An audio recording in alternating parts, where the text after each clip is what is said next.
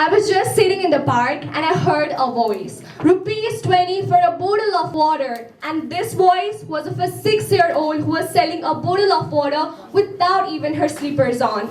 That raised a question in my heart. Does our country lack child support? Warm greetings. I am Celesta Acharya here to highlight an important topic, the lack of child support. Ladies and gentlemen, children, the blooming birds of today who will spread their fragrance all across the surrounding are still crying for help. According to the statistics of 2022, 3.3 million children lost their lives just due to malnutrition. When we talk about our own country, Nepal, there are 1 million orphans and so many kids without good facilities, but just 610 orphanages to take good care of them. But is that number enough? As humans, we often fail to realize the impact of that one step that we take that would act as a ripple effect. Do you all know that the average bill that we pay in our one good meal in any sort of restaurant is just enough to fund for a child's education? We often tend to question the government, but why don't we question ourselves? What am I doing to bring a smile on a child's face? Any one of you know about Francois Pinault?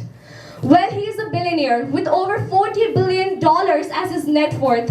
But he was just an orphan once upon a time. But just because someone believed in him, he rose like a phoenix. And I believe that our honorable judge, that little girl over there, each and every one of us can be that someone. At the end, I would like to share one story which happened in my own neighborhood.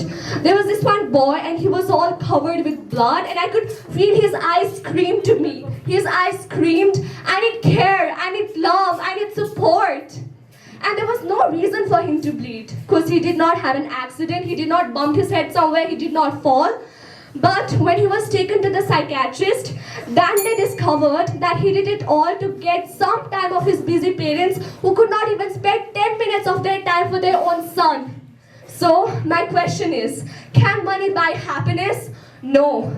Today I stand before you to not just talk about education, health or entertainment as a child rights, but I also am here to talk about that love and support that parents should give to their kids.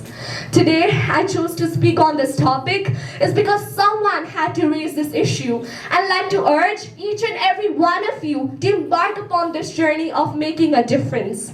If my thoughts evoked a feeling within you all that we must make this world a better place for our kids, then I believe that my voice is heard. Thank you so much.